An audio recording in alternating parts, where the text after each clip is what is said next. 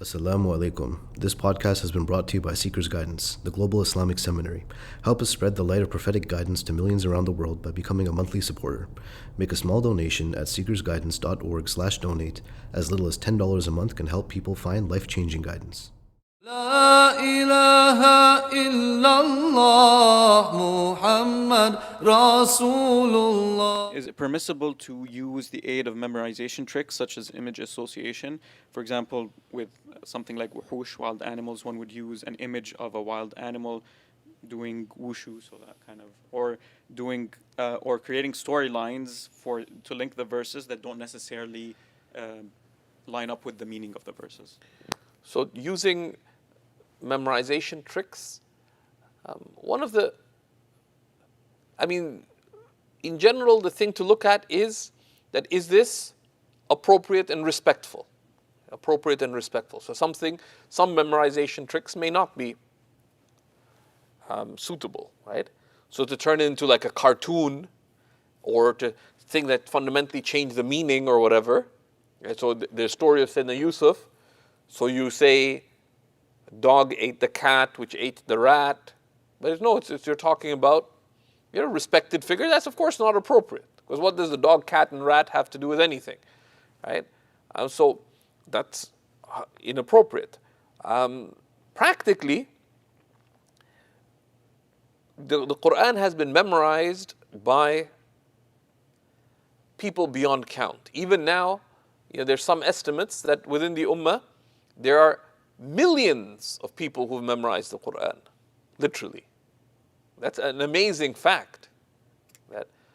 Just consider, we have 1.7 billion Muslims. Estimates vary what percentage of the Ummah has memorized the Qur'an, but it's well into the millions, possibly the tens of millions of people who've memorized the Qur'an right now, who are alive and walking on earth. And there's ways that they've memorized the Qur'an. Practically, one of the most beneficial things, and the way the Qur'an has come to us, is memorize the Qur'an under a teacher. Right? That gives you discipline, number one.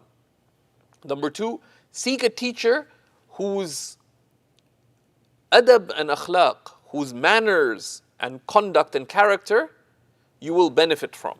Right? Because ultimately, the Qur'an has come not just to be recited, but to be followed, lived, and embodied. So that is the benefit of learning the Qur'an with a teacher.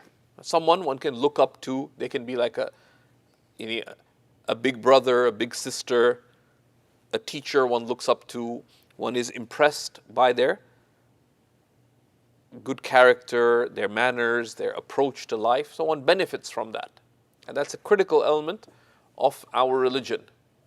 And that's far more beneficial than just having an app that repeats the same verse 200 times for you. And it's also, when it's very easy to get lost in one's own mistake. Because the nature of the human mind is that you become veiled from your own mistakes. Whereas if you go to someone, they'll notice the mistakes that you didn't realize that you were making, right?